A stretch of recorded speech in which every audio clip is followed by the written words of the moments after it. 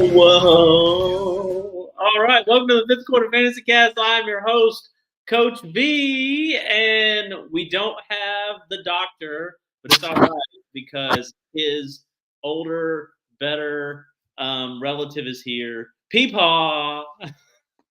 Who knew? So Who knew? for that one. We finally figured out who your Peepaw to, and it's Dr. Dry. You're his Peepaw. There we go. For whatever reason, he's decided to let us take the helm tonight, and hopefully this isn't a crash and burning fest, and we can actually have a decent show here tonight without him. So we're gonna make him proud here.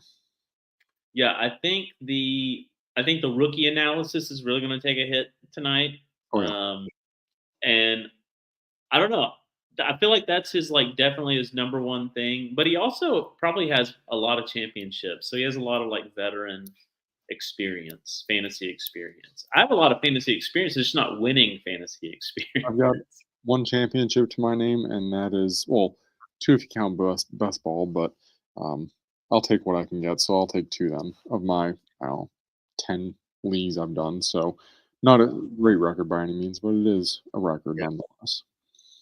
So is there any fantasy action in your life right now? Any leagues drafting or anything? We just had a work league that is restarted, and we're going to be drafting here in 2 weeks. So I got to set my keeper up, try and figure out who I want to keep for that next upcoming keeper league. So that's coming up, and hopefully maybe got another league coming up and starting up. So things are really ramping up here.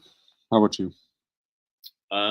Nothing really. Still just in that pre-draft mode. I am doing tonight's podcast with COVID, so I can't infect you through the screen.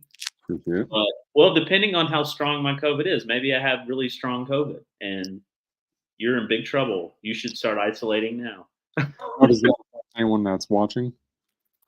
You know what? I think everyone who's watching could get COVID. So this is a super spreader event right now.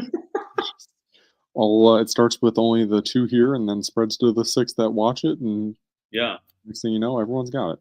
Yeah. So I didn't go to work today, but I did come to my podcast. So that's how important this is to me. I appreciate the devotion you show to us and to everyone else watching. Thank you. So we're going to recap the AFC South and the AFC West this week, and we're just going to break them down and talk about each one. It's the time of year to do that. I think the AFC South has become an interesting division. Absolutely. Isn't that weird? It's become a low-key powerhouse with a lot of young rookie quarterbacks that are taking the helms, and a lot to be excited about if you're a fan of one of these teams in the South. And I guess that's just what happens if a division is that bad long enough. They collect enough good rookies that become an interesting division. So this is the AFC South. Mm-hmm. Seeing as coming from a Lions fan, I know that hard feeling. I can relate to that. So I feel everyone here. So the first team we're going to do is the Texans. And the Texans are a lot of people's just kind of darling this year. I think there's a lot of expectations on the Texans. Certainly. And they put it out there. We're going for a Super Bowl this year. We went and got Stephon Diggs. We went and got Joe Mixon. We're putting our money where our mouth is.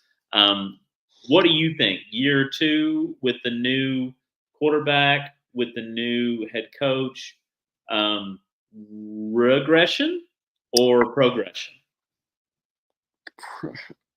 I think I fall in the same boat as a lot of other people with the progression.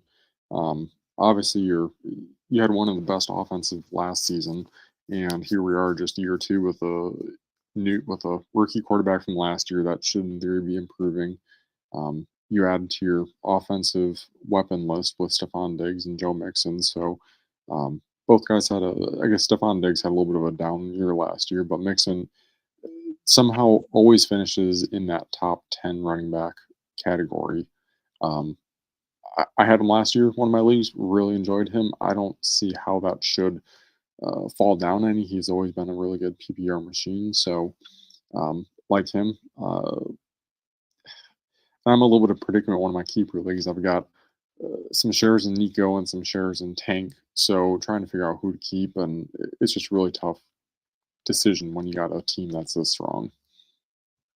Yeah, yeah. I think that's the question for the Texans is can they feed all of the mouths that they now have to feed? Because it was just Nico and Tank, and maybe one of the running backs goes off, but not really. But now they have a lot of weapons. Can everyone get fed? Or is it going to be like a cheap situation where just one, two people get fed a game? I hope they're an offense that just everyone gets a piece of the pie. It's a big pie, and everyone gets a piece of it. I think people get down on Mixon, but he's just surprisingly Mhm. good every year. And now he's on a really dynamic offense. They have a strong head coach who they play hard for. I think the Texans are going to progress. I think the big question for me is just that receiver breakdown. Yes. Is it an equal split? Does Diggs take from Tank? Does Diggs take from Nico? I think we know the real answer to that. Who's the king of the wide receiver core in Houston? Well, on this podcast, we know who it is. Can I get a Dale? Yeah, brother. Oh, That's right. That is right. That's the only real true answer here. Stefan Diggs trying to cloud it out, but we know our boy Tank is going to come through every day of the week for us. So, yeah, I would trust uh, in Tank. in Um, Tank we trust. in Tank we trust for sure. So Texans check. Next is the Titans. So the Titans with their Mayo loving quarterback And have the a comedy. yeah, not just straight mayo. I don't think he just like inhales mayo. He puts it in the coffee. He might. I mean, he might just sit down with a jar of Hellman's and We did you know, have the discussion if he buys his Hellman's at the Costco in the gallon jug, or if he just goes for the normal conventional small route. So, if Will Levis, you're out there watching, feel free to hit us up with that yeah, answer. just let us know. I mean, he's nearby. I don't know where he's living, but he's nearby. Nothing the internet can't reach. So they got new life with the new head coach, year Mhm. two, Will Levis. We got the recent news of Hopkins is hurt with the knee injury, or is it knee injury? I believe So so, yes. that's age. I don't know. I don't. That's weird. That sucks. Ridley as a number one wide receiver, if he has to be, we saw last year he wasn't a great number one wide receiver. He's more of a dynamic number two wide receiver when someone else is kind of taking the heat.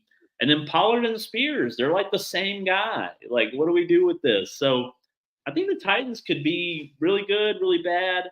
Um, what do you think with the new regime, with some of the new pieces? The Titans are another one of those teams paying a lot of money this year. Yeah, Uh, they got a lot of money. They've also, speaking of a lot of money, bolstered up their defense quite a bit too with a bunch of other key figures. So, um, if you're one of the IDP leagues and take a look at some of those key guys they've added to their backfield to bolster up the defensive line. So take a look at that. And uh, one guy you didn't mention was Tyler Boyd coming over from Cincinnati. Uh, mhm. he was kind of the forgotten child over there, but behind the other two star wide receivers. So he's someone who you can watch out for, and he's going to be a solid, reliable guy that's out there week in and week out when Hopkins isn't there for with his knee injury that he just sustained. So I think Calvin Ridley should be able to feast quite a bit in this offense. With we know Will Levis is one of those guys that you love. He is not afraid to air that ball out, get you some massive air yards, and coming from the fantasy standpoint, we love that. So eh, I think wide receiver core may be just fine with this. You have your few guys, and you're probably not going too deep with any of the guys on the offense here, uh, with the exception of Pollard, Spears, and Calvin Ridley, and maybe kind of see where the other two wide receivers fall and take them where you see fit. But the running back is going to be really where this team decides who they are. Two guys, like you said, one and the same. How do you use them? And they got new coaching staff, so how do they decide which scheme is best to run with these guys? Yeah, I want to see this new coaching staff, this new scheme. We're so used to the Titans being the run the ball first team, which isn't a very fantasy fun team unless you have Mhm. Derrick Henry in the past. So um, this could be a fun fantasy team. There could be a lot of points to be had. So, or they have a good scheme, but execution isn't that great because Levis just isn't that great. And so we'll just kind of see, I think. But there were some late round pickups just to kind of feel it out. There might be some early season waiver wire additions. Tyler Boyd's a great mention just Yes. because who knows what his potential is when he was behind, kind of two stars, and now he has potential to be like a number two receiver on this team. So could be Yeah, good. and he's one of those that could be a sleeper pick that you might be able to pick up. I don't know if he'll be on the waivers, but um, he might be a guy that falls pretty deep and uh, borderline wide receiver too, depending on what time of year it's sitting at. There was a couple years ago, obviously this is pre-Jamar Chase, but on the Bengals in 2018, he ended up as wide receiver 16, in 2019 as wide receiver 18 in the league. So he's got the talent. It is there. So it'd be interesting to see how they produce. And heaven forbid Will Levis has an injury and you end up with Mason Rudolph or Malik Willis as your quarterback to throw. So just we'll say our prayers beforehand and go from there. So team number 3 is we're going to talk about the Indianapolis Colts. Kind of us, we loved Richardson, watching what was going on with him. We hated watching him exit every game injured and then finally never come back the rest of the season. I don't know if he can. I don't know if his game is going to allow for him not to be injured. I don't know if he can become a different type of quarterback. So, anyways, Flacco could be a good ad. He was the poster child last year for the Browns, so he's still got some stuff left in that old tank. So yeah, Flacco could be another ad to do it again. It may not be your whole season, but it might be a 3 or 4 week window, just like last year, where Flacco gets it done for you. A lot of talk about the rookie Mitchell lighting it up, along with obviously their other stars, and then Jonathan Taylor. Yep. What do we do with Jonathan Taylor? Is he old and washed up? He's the guy now. He's not sharing the backfield anymore. So what do we do with this team and these players? And he's a tough one to predict. He about what half or quarter of the season, maybe a third of the season, wasn't even playing, and the games he did play, and he fared halfway decent. Not the star that we saw him as when he first merged into the league. So definitely interesting to see what how he comes out healthy and sees what he looks like. Kind of like Anthony Richardson too. Did he ever get a concussion last year? Or was it all just muscle and bone injuries for him? I want to say there was a concussion thrown in there somewhere. Yeah, that goes back to what you were saying about kind of like a Cam Newton-esque kind of play. Because you have another, can he throw the ball? And we know he's fast. We know he scored a lot of touchdowns on the ground. So can he get it done in the air? How do you view Michael Pittman? I like Michael Pittman. The Colts have committed to Michael Pittman at this point. They want to see him and Richardson grow together. So I'm pro Michael Pittman. But there's just not enough data with him and Richardson together. But if it's Flacco in there, I'm super pro Michael Pittman. Because that guy knows how to find a good receiver. Yes. And he's going to find the best receiver on the field, Michael Pittman. I do like Adonai Mitchell. I believe he fell due to off-field antics, but he's got speed. You can't replace speed with anything here. So I do like him. We're at still to be determined, but I do like him as taking a streaming option and throwing him in there. Speed can break out and get downfield for maybe the opposite of Michael Pittman, or even throw him in the slot and see what he can do. So I kind of like they're a very well-rounded team. There's nothing that they're really lacking, and this kind of goes back to what we were saying before. Of this is a sneaky, fun division to watch for fantasy purposes. Yeah, and so the last team, which might be like the kind of the most wah team now, which used to be like, oh, this is going to be the division winner, is the Jags.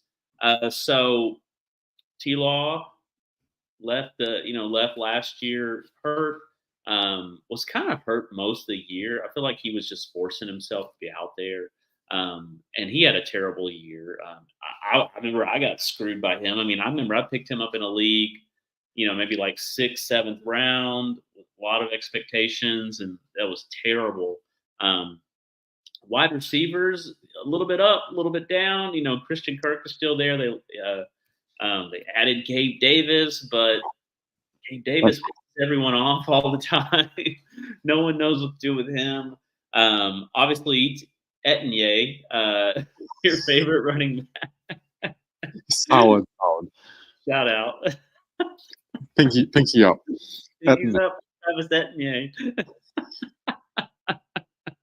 And we thought Tank Bigsby was going to do something last year, and he never produced much of anything. So, do we have any change of thought for this season with him sharing the role with ETN? I think I saw something come out earlier this year with coach saying they're not going to run Etienne as hard as they did last year. So maybe it's worth taking our swing on Tank in year 2 and see what he can do. But until I see it, I don't know if I'm even touching him. Yeah, his mistakes last year in season were such crucial mistakes that it's hard, I think, for coaches to get over that. Mm-hmm. I mean, a good coach will, but I think they did get over it, and then he made it like more crucial mistakes at crucial times. Fumbles. And then that's hard to get over. So I think they'll give him another crack, but he might just be one of those people that doesn't learn and makes crucial mistakes.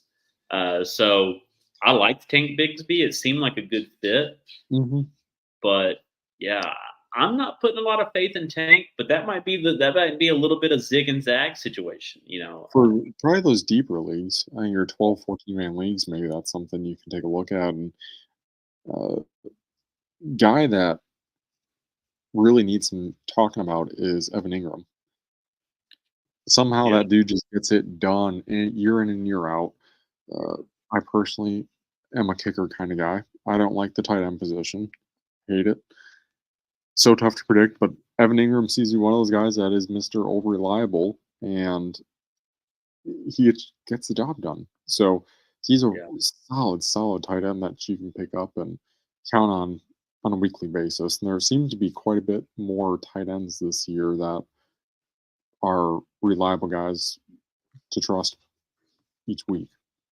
Yeah, that position is changing for some reason, and we're starting to get more players you can start. I think the problem with Ingram is like word's gotten out that he's reliable, and his price has gone up a little bit. Yep. He used to cost nothing.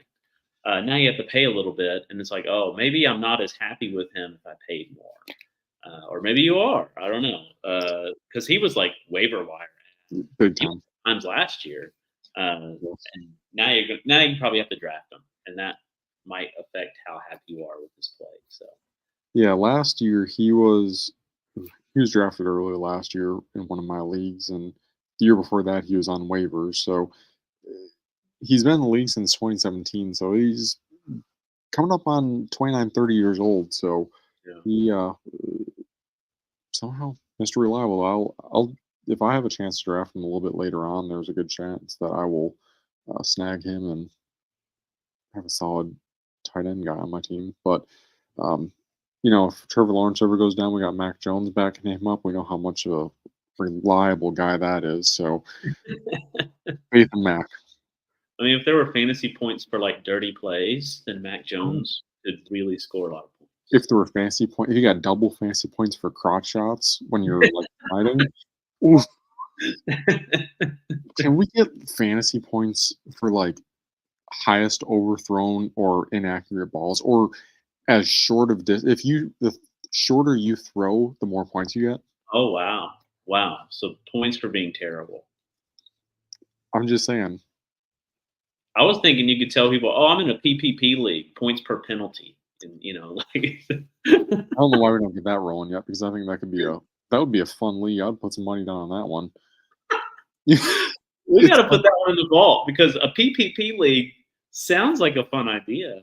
It's like if they did the Longest Yard movie right, and you just have the thugs versus the prison guards, and they just whack each other. That'd be the hey, I'd take Atlanta to watch that one. So for the AFC South, we need to predict the finishing for each team. And so I already wrote mine down if you want me to go first. All right. Did This you is already have yours or did you need to think? no, I'll shoot at the hip with this one. This is probably one of the tougher divisions. Everyone kind of seems like they're on even playing field with this. So I really think there's no right way. I do think the Texans stand out just a bit more based on all of their acquisitions in the offseason. They had a good draft. Guys on both sides of the ball they added. So it seems like a no-brainer, but somehow this division always seems to produce a team you don't expect to be in the top. And it always, if they are leading halfway through, never a guarantee they're going to finish that way. So we've seen that countless times where they just implode the second half of the season. So feel pretty confident though, pulling the Texans in first. Colts, Titans, and Jags. Okay. So we have our first and last the same. We both have Texans first, Jags last. I have Titans second because why the hell not? Sure. And then Colts third. I think Richardson gets hurt again.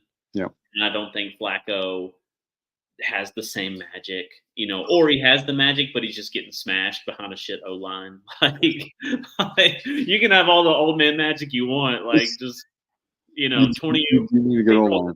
linemen are going to find you if your O-line sucks. So, You still got to play them defenses. yeah. If you're leaky as a sieve, then they'll find you every play. So yeah, I mean, I love Anthony Richardson, but I just don't believe he can finish the season unless he's drastically To changes. see if he changes his game style up any based on what happened as a result of last season. Yeah, he needs to call up Cam Newton. Cam kind of figured out how to balance it. Yep. He and did have he a needs short game. He did have a short lifespan, but look Yeah. at now, he's Mr. Fresh and dressing Yeah. with all them style and analysts. So there's a life after ball. So we're moving on to the AFC West. The AFC West, we're going to start off with your reigning Super Bowl champions, the Kansas City Chiefs. Seems like you say the same thing every year with them. Same team, but with some notable receiver additions with Hollywood Brown and Xavier Worthy, who just keeps getting like training camp highlight. I think they're trying to make it a thing. I feel like someone's like, it's a giant prank on everyone. Like it's because They always are. you can't trust the Chiefs. You can't trust them at all. Like you can't trust any receiver on the Chiefs. Rasheed Rice, does he keep it rolling? Ooh. I don't know if rolling's the right term on that one. He might not be rolling. Well, Spark could be rolling, but So, I mean, the Chiefs are the same team plus more weapons. So does that change how we view them fantasy wise? Would you be willing to risk an Xavier? I mean, it's not really a risk. You can usually get these guys for cheap, but I feel like Hollywood Brown's going to cost a little bit. Xavier Worthy might not be that cheap. Yeah, he's quite a speedster, and being a rookie, it seems like these rookies that have high talent tend to get inflated quite a bit, and obviously not all of them are hits, but some are can be pretty effective wherever you get them at. So, on a studded team like this, I don't know how you can even count any one of these guys out, really. Pacheco seems to have a pretty solid hold on that backfield right there. I don't think Clyde Edwards-Helaire's any kind of infringing upon his dominance in the backfield and that angry run style that he's got. We do have a returning member from last season, the illustrious Kadarius Toney. Oh God, Love the guy. And Travis Kelce, obviously just 1 year older, but I've never had him on one of my teams, but each year I say he's getting older. There's no way he has it again, and yet somehow still does it. And one notable note saw this today is Harrison Butker is a rich man. kudos to him and his housewife strategies or whatever he has going on at home. So good for him. You know, I think about it like this when it comes to Travis Kelsey. How many times has a Travis Kelsey team won your fantasy championship in your league? And that's really the question. I would encourage people go back and look at years winners. If it wasn't you, whoever it was, look at that roster and was Travis Kelsey on that team because I don't think he's that big of a difference maker as far as like a championship team is concerned because of his price and how he ends up kind of pigeonholing you in the draft into players and places you really didn't want to be because you just for some reason you really wanted Travis Kelsey. Now, does his price come down a little bit as he ages and helps that out a little bit? Maybe, but he still is like, I mean, he was the number 2 or the number 3 tight end Yeah. last year. I think he was still finished number 1 last year, but you almost have to view him when you're drafting as a wide receiver 1 is what you're looking at him as. And it's helpful to go through doing some mock drafts and plug him in there. If he's available at where you're drafting, pick him up, see how your entire draft falls out after he gets drafted, and see if you like it or not, and see if you don't draft him, see where it turns out, and see how you like your wide receiver core. So somewhere is going to take a hit. It's just a matter of what balance do you like best. Yeah. So the Chiefs probably going to be a great team, maybe a little bit more dynamic, maybe with some more receivers you can rely on. It's probably the same thing as last year. Just pick up, you might draft 2 or 3 Chiefs receivers and That's just drop 2 or 3 of them by week 4 as you figure out which ones are going to make it or if none of them work out. That was my move last year. I drafted, I think I drafted 2, and one of them was Rashee Rice. And then, by like the 4th or 5th week, I dropped the other guy, Sky Moore. That's what it was. And went ahead and got both because you could get both for nothing, and let Sky Moore go and rolled with Rashee Rice. And so I think that's like the move with the Chiefs. Yep. So I had a bit of Rashee Rice action last year. It was good, but quick before we move on here, yeah, what are the thoughts on Patrick Mahomes? He had a bit of a in his world, there was a bit of a drop off last year. yeah. So how do we view him? In my opinion, I've never had him, but I think there's some other better quarterbacks out there today. He's just one of the best all around quarterbacks that are out there and can get things done that some other quarterbacks can't seem to get done. But where would you view him as far as the wide receiver list? Where in that list would you put him? Well, I mean, he's always a top 10, just about. Yeah. He's always a top 10 quarterback. So, but the problem is his price in the draft. Yeah. He's too expensive. I can go get a comparable quarterback. I can get Dak Prescott later than I can Mahomes, and Prescott's going to have a better season.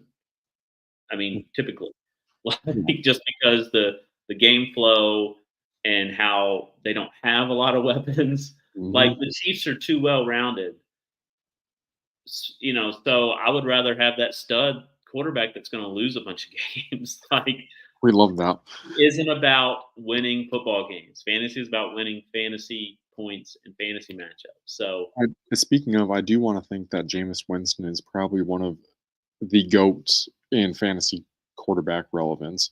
We love that man. He don't win games, but we love him. Right.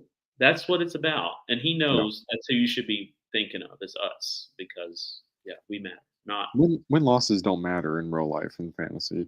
I just want you to chuck that ball and get it as far as you can out of your hands and have that receiver grab it, and I will love you for life. I don't so, number 2 is the Chargers. And so Chargers this year, Herbert with the foot injury, this could be a issue. Maybe he's just got old man plantar fasciitis, and he just is got to get some Dr. Scholl's and he'll be fine. Those foot inserts. Oh yeah, good stuff right there. Get you one of them foot molds. Yeah, he's just that. Someone should email him and go, "Hey, have you went up to Walmart and stood on the little foot thing and gotten your foot molded for some doc?" That's all And you got to do. get your blood pressure checked right next to it. It's right there. You might as well. Like, come Health on. safety first. So hopefully that's not a thing. I No. think the big thing is just Harbaugh is the head coach, and Harbaugh runs kind of a boring run first, grind it out team. Um, do you think they're going to have a boring team? They didn't. I mean, the receiving core is kind of, like I don't know. I'm just not excited for Herbert. I'm not hugely excited. I mean, I feel bad for Herbert because he got injured so early on last year and played through injuries the entire season and never really got a chance. Um, I'm kind of scared not to mention the run first approach based on that backfield being basically a swapperoo with the Ravens. So the Gus Bus Edwards, he's probably their best running back they got there, and J.K. Yeah, Dobbins. I mean, man can't stay healthy, but he wants that money for yeah, whatever reason. Wide receiver, you got Lab McConkey out of Georgia leading that. I think he could be. Uh, he's had some good highlight film and looking out of rookie camp, and so he's worth, I think, a pretty decent shot on a pick to because who else they got? I mean, let's be real. yeah. So I think he's going to be getting the ball targeted quite a bit, and Herbert is a guy who loves to throw the ball. So whether Harbaugh decides to switch that up a little bit or how they decide to run that offense will be telltale for pretty quick, I think, for some of these guys. Yeah, so and people point to Harbaugh with the Niners and, the dynamic offense there, but these are different quarterbacks than, like just different styles, It's a different um, league. different league. So I just don't see it, at least not in this first year, especially like, their lead receiver is going to be a rookie. All their running backs are kind of talentless in a sense. They're just plotters. So yeah, I'm not feeling it with the Chargers. But Harbaugh's a creative guy. So Really. and You can't forget Dicker the kicker. oh, Love. I wonder if he ever got to go to that Taylor Swift concert he missed out on last year for getting called up to the NFL. Feel bad for him for that one. I didn't even know about this. So he was Yeah, supposed to he go. had a whole spiel on his Sunday Night Football. They were talking about how he was supposed to go to Taylor Swift concert and he missed it, and she heard about it and was going to get him tickets to go to some other future concerts. I wonder if he ever got to go to that. So, Cameron Dicker, if you're listening, reach out. Let us know. Yeah. Well, don't reach out because we can't. Don't reach out and ask for like tickets. Like we can't. Oh no, Just say, hey, this is Cameron Dicker here. I got some tickets. Yeah, just reaching out, not asking for tickets because we don't have $900,000. That's crazy. I Yeah, mean, you probably paid a couple $1,000s for those. probably did, but hey, I don't know if I. Ooh, I don't. He's got the life Still now. can't I be giving out tickets to some opposing interdivision rival no, kicker. You can't no, do that. that'd be pretty brutal to take a look at. But Really I blew her out of the box. he's my kicker. I think I will take a look at, and I love me some kickers action. And he's a guy I would take a hard look at if you're looking at your kicker number one on your team. I wouldn't take him as kicker number two. Take him as kicker number one, and Yeah. that's the doctor's orders. Wow. And you just want to reiterate that you want to take a hard look at Dicker, the kicker.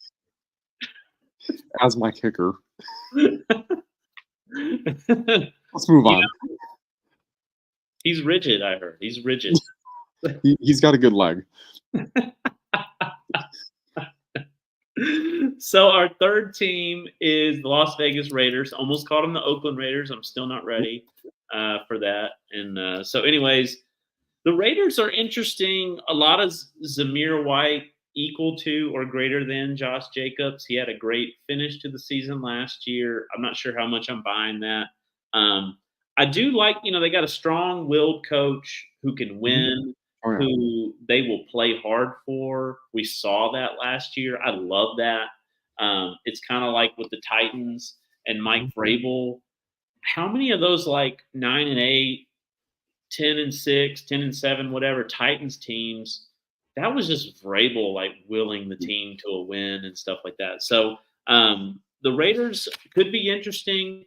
They have obviously Devontae Adams, who kind of had an up and down year last year, but he's still Devontae Adams. We know from the receiver documentary on Netflix. Yes. We know more about him now, and maybe his dislike for his situation in Las I, Vegas. I don't know. He seemed to turn it around a good bit after the new coaching regime came in, and I, he's he may slip in some of your drafts due to his age, but this may be the season I take him. Honestly, he's a guy that he's a dependable guy you can trust on, and I think it'll probably be worth a pretty good pick. I'm bummed they never got a quarterback out of the last draft. With as rich as that class was, I wish they were able to get a quarterback to help them out a bit. But um, old Gardner Minshew, mullet man, Man, sling that I'm ball. okay with that. I am okay with him just throwing it up to Devontae, Oof. like, because that's what Devontae needs is just someone who doesn't care at all. Just Yes, just give me here the you go. ball. What I what I did realize today, I completely forgot about this. You have Alexander Madison. Yeah, Vikings last year had that starting role and didn't really pan out too well for him. Everyone thought had high hopes for him after Dalvin Cook left. Really couldn't fill the shoes and kind of flopped more or less. So I don't know if he's back in more or less that running back two role or if he's a shared time kind of guy, but maybe that's just what his role is, and he can excel at that. Who knows? yeah, maybe he's better as a number two, but man, he burnt a lot of people last year who were counting on something really special from him because a lot of people had him when he was a number two, and he was just a great like RB2, RB3 flex, and man, he sucked. So, but The They Mike, also picked up Brock Bowers in the draft. right? Best tight end. Dude's got some skill at tight end. So um, I thought Mayer was kind of coming into his own a little bit last year, towards the end of it. So um, maybe use a little bit of a two tight end scheme. I don't know what this new coach is going to be able to produce with him, but I really do like that coaching staff they got now. It seemed to turn it around a good bit for him. So he's another one of those guys we talked about tight ends that I would hope you can count on him on a weekly basis with Sling and Minshew. Yeah, I'll, and I'll, I'll go for it. I like the Raiders. They're like the anti-Chiefs. Yes. They're dirty. They're smoking in the locker room. They're listening to like just the nastiest hip hop you can imagine. They have zero State Farm commercials. Taylor Swift and like other Hollywood celebrities do not go to their games. Yep. Like they're great. Like I really hope they at least beat the Chiefs once this year. Like What that I would be really enjoyed with that receiver documentary was showing the love Devontae has for Taco Bell. That man has a special place in his heart for that Taco Bell. God bless him.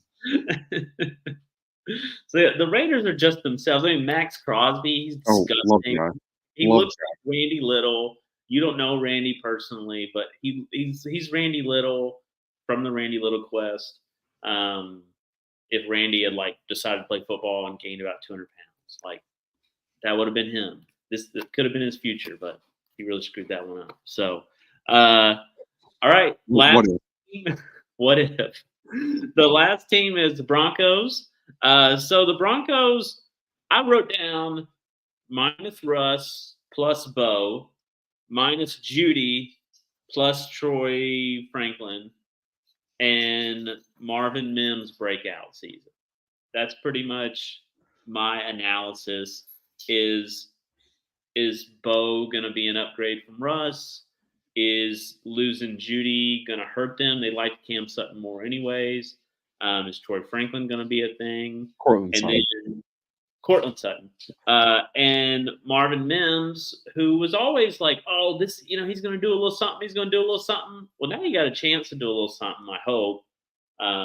So yeah, what do you think about the Broncos? I really, I had a little bit of Jaleel McLaughlin last year. I liked what he was able to show. They have another one of those backfields that's pretty tricky. You got to depth, assuming everyone's healthy in the backfield. I do like. I would pull me some stock if I had the ability to do that. Definitely, in the draft fell right. I would pull him and hope for some kind of a breakout mid-season and takes over that starting role potentially.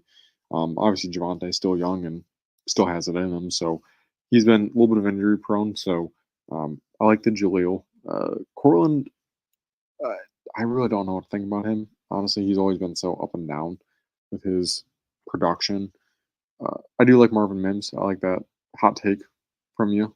Yeah, That's definite hope still. I wouldn't say I've given up on him. He yeah. still intrigues me. Greg Dulcich, tight end. I I don't want to say I exposed myself to him last year, but he did receive a load of action. So he I did like what he was doing.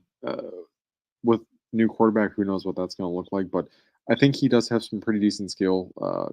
Tune up his skill set a bit more, but I do think that he's got potential, and he's a guy you can probably grab pretty late. Also, if you're looking for that tight end fill, you don't want to take one of the other guys like Kelsey or Andrews. The quarterback room, I, when Zach Wilson ain't in the streets, do you think he's backing up, or where do you think he's at? I, it's he's the he.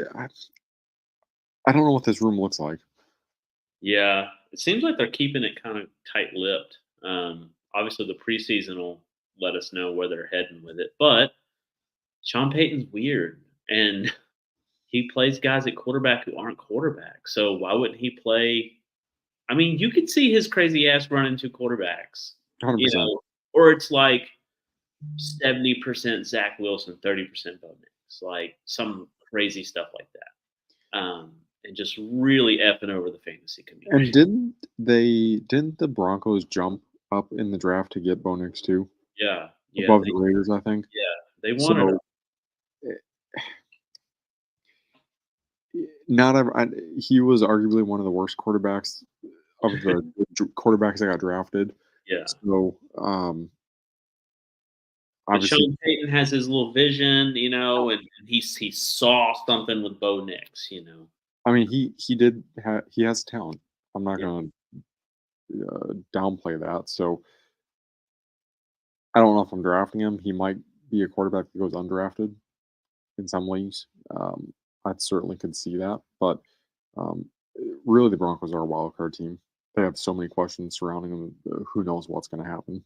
yeah, yeah. So it could be a weird year for the Broncos. That backfield um, could be just as frustrating as it was last year. I really hope Jaleel just takes it over, but seemed like a frustrating backfield to be a part of and to own pieces of. So I'll probably stay away from it this year, even though I had pieces of it last year and just was frustrated with it. So we will see.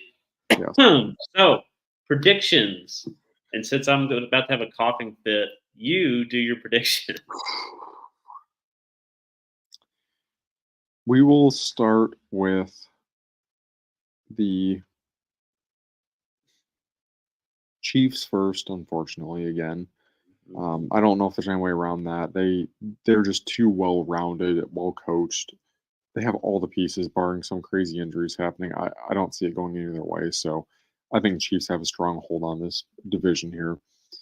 Um, Chiefs, Raiders,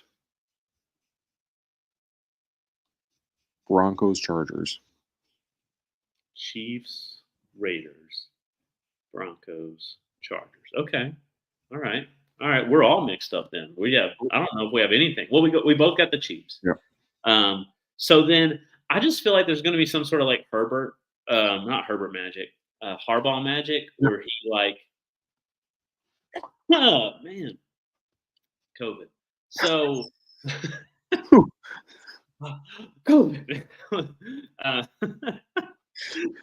I feel like there's gonna be Harbaugh magic where like he figures out the Chiefs at least once, maybe twice, and like really screws them over. And then also it's just Harbaugh, like he's just a crafty guy. So I got them at 2. I just have them making some weird, crazy jump. And then Raiders 3, and then Broncos 4 because they really don't have a quarterback. Like they have Zach Wilson and they have a rookie. All of these teams, like I even considered Gardner Minshew more of a quarterback than Zach Well, Wilson. we know he's going to throw that ball out. He ain't going to take sacks. You know, Zach Wilson's going to take sacks. So yeah, so there you have it. So we have our predictions for both squads. We did our breakdown. I was trying to figure out what all is left. We have 3 divisions left. Yes, we have the AFC East, Yeah. the NFC North, Yep.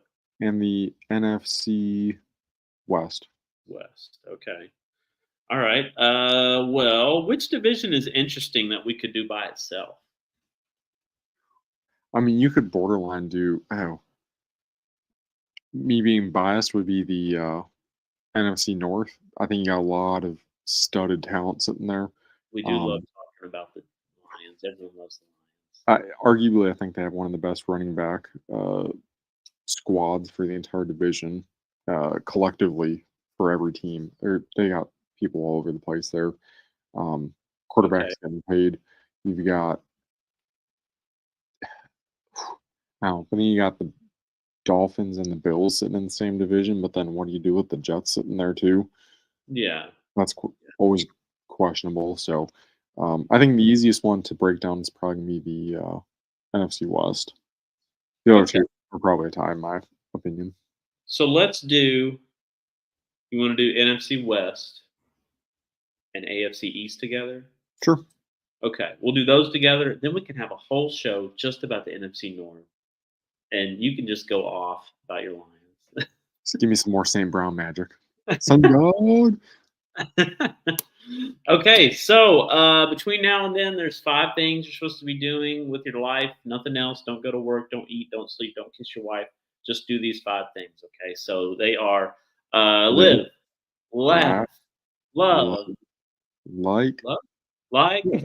Subscribe. 5th quarter advantage, guys. See you next week.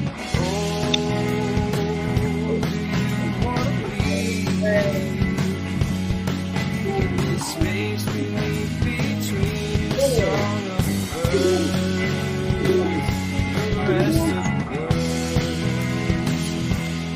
the world.